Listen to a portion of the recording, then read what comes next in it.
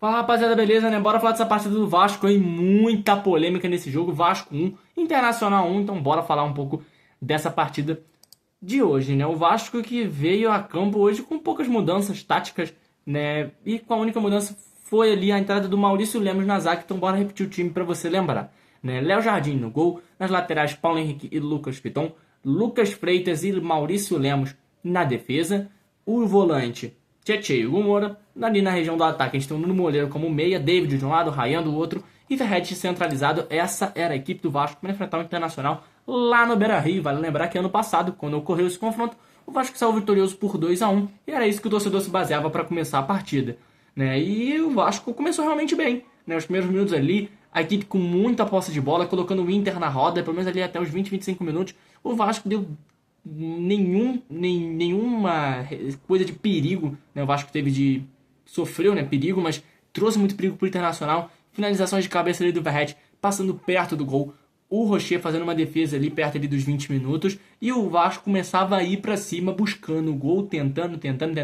E o gol saiu, né? Saiu com ele, Ryan, né? Uma jogada que vem pelo lado esquerdo com o David, né? Ele cai por dentro, acha o Ryan na ponta. Ryan vem assim, entrando para dentro da área, assintosamente chuta pro gol e faz 1-0 pro Vasco aos 30 minutos de partida. E realmente ali o Vasco era merecedor do gol, né? O Vasco jogava pra frente, conseguia finalizações e merecia o gol. Mas logo depois do gol, a equipe do Vasco simplesmente parece que esqueceu o que é futebol, né? Caiu de rendimento, não tanto, mas caiu de rendimento. E o Internacional meio que ligou a chave, né? Pô, ele precisa jogar. Aí o Internacional, com essa melhora, o nível tava assim. O Vasco caiu, o Internacional subiu e começou a melhorar cada vez mais na partida. Começou a trazer perigo pro Vasco. Colocou duas bolas na trave. Léo Jardim teve que fazer boas defesas no primeiro tempo ainda, para evitar que o Vasco não saísse com um empate na primeira etapa. E terminou assim, o Vasco saiu vitorioso, né? Ainda o Vasco teve mais posse de bola, mais finalizações, mas o Inter já começava a responder o Vasco. E essa resposta foi definitiva no segundo tempo. O Vasco morreu no segundo tempo. Aí sim a equipe do Vasco, de fato, não criou mais nada. Criou mais 3 finalizações ali, e olha lá, né? Uma dessas bem no começo da segunda etapa, quando o Ryan deu um chutaço de fora de área, mas o goleiro do Rocher fez a defesa sem muita dificuldade, né? O Vasco chegou depois dessa uma ou duas vezes e depois só dava Internacional, que ia pra cima, bola na trave, Léo Jardim fazendo milagres ali, né? Em chute de fora de área, em finalizações cara a cara, bola passando na trave, bola que passou pelo Léo Jardim, mas Maurício Lemos tirou em cima da linha. E era um Vasco muito retraído, um Vasco que de fato não conseguia sair jogando, e quando saía jogando tinha ali o time do Inter pressionando muito, né? O Inter que fez alterações para ir para cima realmente. Bruno Tabata e outros nomes aí, um garoto da base que agora eu não vou me lembrar o nome, aos 17 anos entrou também, né? E o Inter se mandava para frente, né? Vitor Hugo, né? Nauan entrou, né? O Raikkonen, né? Esse era o nome do garoto. E o Inter ia para cima, né? Colocou o Carboneiro, que foi quem fez o gol. E isso tudo na volta pro segundo tempo. Ali algumas outras foram, como a do jovem de 17 anos, foi entrando mais ao decorrer da segunda etapa, mas isso só ia dando gás pro Inter, que mudou também a postura. Começou a ir para cima e começava a converter isso em finalizações, né? Tanto que o Inter deu 27 finalizações na partida. No segundo tempo, majoritariamente dessas 27 finalizações foram na segunda etapa, né? E o Inter estava ali, era questão de tempo que o gol saísse, e realmente saiu, mas antes de sair, teve uma coisa assim bem crucial pro jogo, né? Só lembrando algumas coisas, né? Durante a segunda etapa, o Vasco tomou alguns cartões amarelos. O primeiro foi o do PH, né? Acho que ainda foi no primeiro tempo, na verdade. E ele tá falando do próximo jogo, que é contra o Mirassol. Aí, no decorrer ali também, o Piton tomou um amarelo no segundo tempo. Tá fora do próximo jogo, aparentemente, né? Ainda, pelo menos aqui nas estatísticas do Google, não aparece que o Lucas Piton tomou um cartão amarelo, mas na transmissão foi dito que ele tomou um cartão amarelo. Então, aparentemente, ele também pode ser um desfalque para o próximo jogo, porque está pendurado e ficaria de fora contra a partida do Mirassol. E também, depois, teria a expulsão do Léo Jardim. Tomou um cartão amarelo ali nos primeiros 15, 20 minutos ali do segundo tempo por cera, porque demorou a bater uma falta. E depois, ali mais pro final do jogo, ali, os 85 minutos, ele cai na beira da trave, reclama de dores na costela, alegando isso, né? Aí, alguns já acusaram que era cera, e poderia ser cera também. Mas o juiz não tinha como ter convicção, chegou em cima do Léo Jardim e deu aquele esporro, levanta aí, que parou cera e tal. Ele, não, tá doendo. Aí falou assim, só vai passar o spray, apontando para a região da costela. Só vai passar o spray, só vai passar o spray. E o juiz falou 2, 3 vezes, ele não escutou. Né? Na verdade, ele não escutou não, né? Ele não quis levantar, o juiz falou 2 vezes, na verdade. E aí o juiz falou, então toma o segundo amarelo. E expulsou o Léo Jardim. Aí gerou uma confusão. Todo mundo em cima do juiz, expulsar, é para não expulsar. Cara, dando a minha opinião sincera, né? Foi até o que a Cazé TV também falou na transmissão, né? Tipo, por lá. Cara, não tem como o juiz saber se ele tá realmente com dor na costela ou não. Ninguém vai saber, a não ser ele, né? Então, não tem como saber se ele realmente estava fazendo cera ou não. Acredito sim que ele possa estar forçando um pouco a barra, mesmo que a costela esteja doendo, não seja algo tipo assim que ele vá morrer se ele não levantar, né? Mas também acho que o juiz não tem como tirar essa conclusão se é uma dor muito grande ou não. O juiz vai lá e tem que ter uma firmeza para fazer o que ele fez. Porque eu, particularmente, nunca tinha visto isso, um jogador ser expulso por cera, né? Não foi que ele já tinha um amarelo por outra coisa e foi expulso pela cera, não.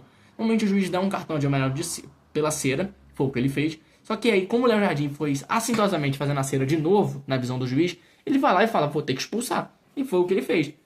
É um ato meio complicado, né? Mas ele teve firmeza ali na palavra dele e expulsou o Léo Jardim. Aí o Vasco ainda tinha substituições, né? Se eu não me engano, entra o Vitor Luiz nessa, entra o Garré e entra o Daniel Fusato, goleiro reserva do Vasco, só atuou bem no início do ano, quando ele chegou, né? Porque o Vasco ainda estava ali com o time principal voltando a atuar e ele ganhou alguma minutagem ali.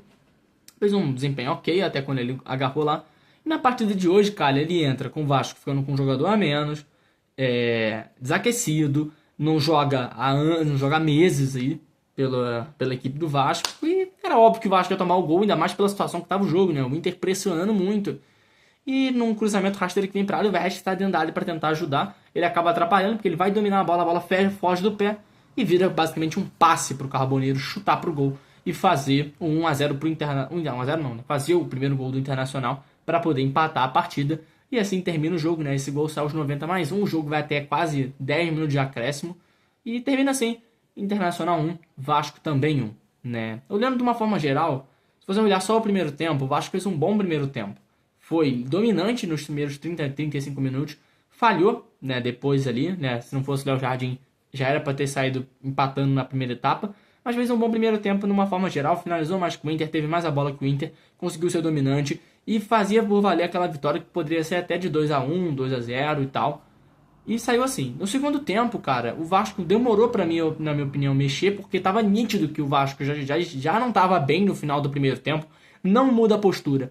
Demorou, se não me engano, o Thiago Mendes foi o primeiro a entrar, que fez a estreia dele. Ele entra ali com 20, 25 minutos, né? Então demora pro Vasco fazer alguma alteração para tentar minar um pouco essas subidas do Internacional, né? E de fato o Internacional foi superior no segundo tempo e por isso foi líder em estatística, de finalizações a gol, até posse de bola, porque o Inter começou a ter a bola no segundo tempo e o Vasco começou a se retrair, né? Porque já começava a perder a posse de bola um pouco no final do primeiro tempo e no segundo tempo horroroso.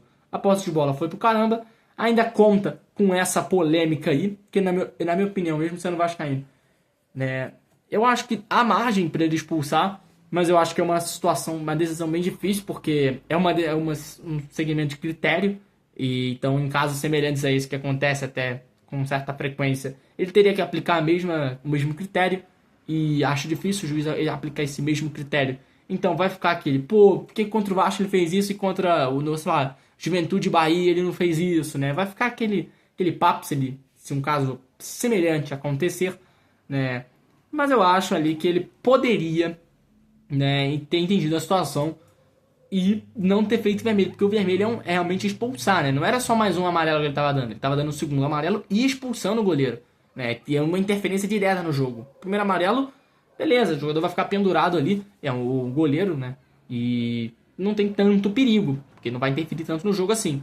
Mas a forma da decisão interfere muito no jogo, então é uma decisão que tem que ser feita com cuidado. Mesmo assim, o Vasco era óbvio que ia tomar o gol, mas ainda tinha uma esperança que poderia segurar, né? Então é uma decisão que definiu o jogo.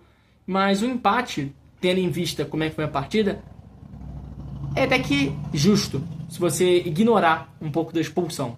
Vamos pegar o jogo até antes da expulsão. O Inter era dominante, o Inter merecia o gol. Só não fez o gol porque o Léo Jardim fez várias defesas.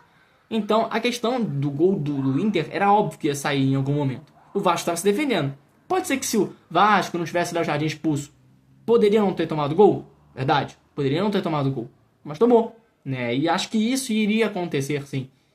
Mas a expulsão do Léo Jardim, além de perder o bom goleiro, também é um jogador a menos dentro de campo. Então, interferiu para mim diretamente no resultado, apesar de eu achar que o Vasco também poderia ter tomado gol sem expulsão, né? Mas o que fica agora, além desse empate, que poderia ter saído uma vitória, que seria bem importante, o Vasco até sai momentaneamente da zona, né? Fica com a mesma pontuação do Santos.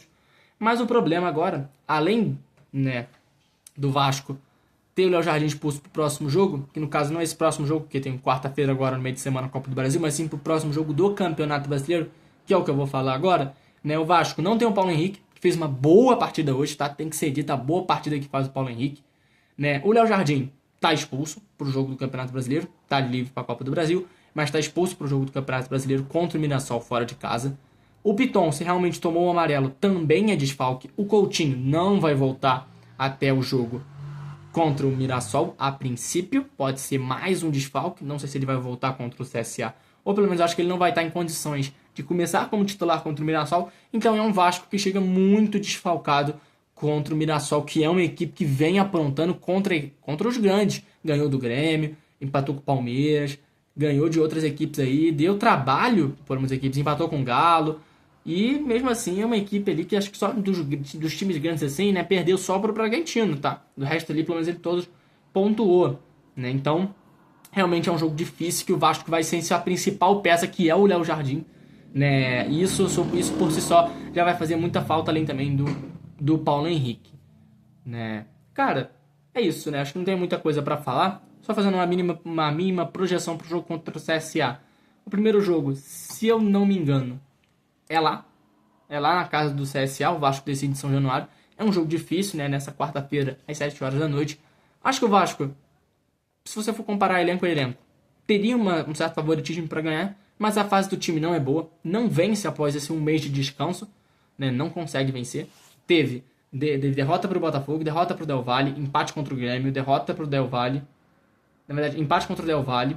Aí teve empate contra o Grêmio e empate contra o Inter, né? Não consegue vencer, ou toma, ou perde de forma humilhante, ou empata, né? Então não sei como é que vai ser esse jogo pro CSA, mas é isso. Se você curtiu o vídeo, né, deixa um like aí pra apoiar. Se você assistiu até o final, realmente você é vascaíno, né? Já é o terceiro dia seguido que a gente tá postando vídeo longo aqui no canal. Tô tentando postar mais vídeos longos, porque eu particularmente gosto de fazer. Então se você quiser conferir jogos aí de ontem, jogos de hoje também, né? Que teve Fluminense, teve Bahia, que ajudou o Vasco, inclusive. Outros jogos você entra aqui. E Mercado da Bola, principalmente, você entra na aba da comunidade. Tem muita coisa maneira lá, né? Não é uma área que todo mundo do YouTube que todo mundo do YouTube frequenta aqui muito.